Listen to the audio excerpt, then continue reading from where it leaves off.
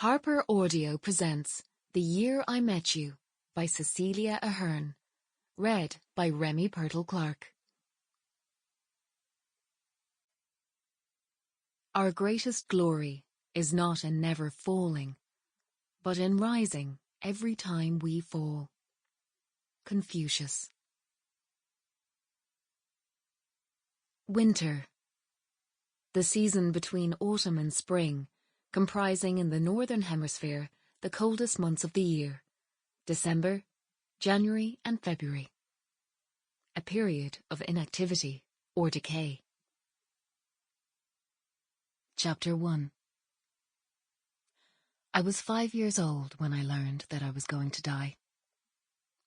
It hadn't occurred to me that I would not live forever. Why would it? The topic of my death hadn't been mentioned in passing. My knowledge of death was not tenuous. Goldfish died. I'd learned that firsthand. They died if you didn't feed them, and then they also died if you fed them too much. Dogs died when they ran in front of moving cars. Mice died when they were tempted by chocolate hobnobs in the mousetrap in her cloakroom under the stairs. Rabbits died when they escaped their hutches and fell prey to evil foxes. Discovering their deaths was not cause for any personal alarm. Even as a 5-year-old, I knew that these were all furry animals who did foolish things that I had no intention of doing. So it was a great disturbance to learn that death would find me too.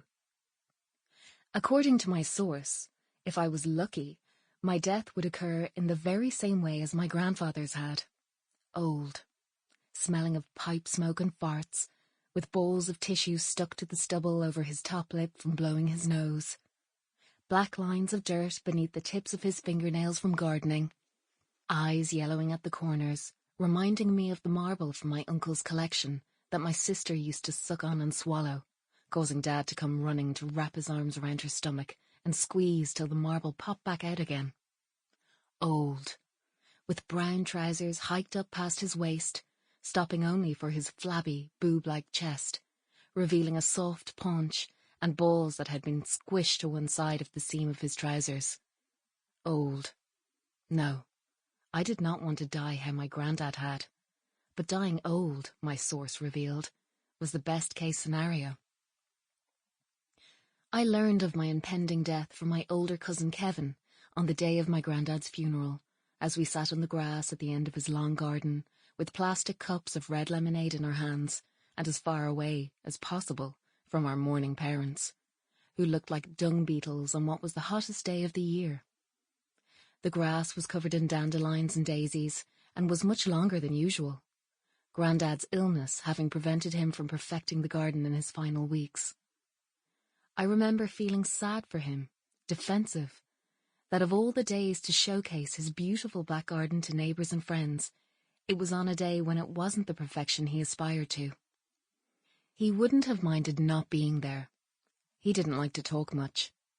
But he would have at least cared about the grand presentation, and then vanished to listen to the praise somewhere, away from everyone, maybe upstairs with the window open. He would pretend he didn't care, but he would, a contented smile on his face, to go with his grass-stained knees and black fingernails. Someone, an old lady with rosary beads tied tightly around her knuckles, said she felt his presence in the garden, but I didn't. I was sure he wasn't there. He would be so annoyed by the look of the place, he wouldn't be able to bear it. Grandma would puncture silences with things like, "His sunflowers are thriving, God rest his soul," and "He never got to see the petunias bloom," to which my smart-arse cousin Kevin muttered, "Yeah, his dead body is fertilizer now."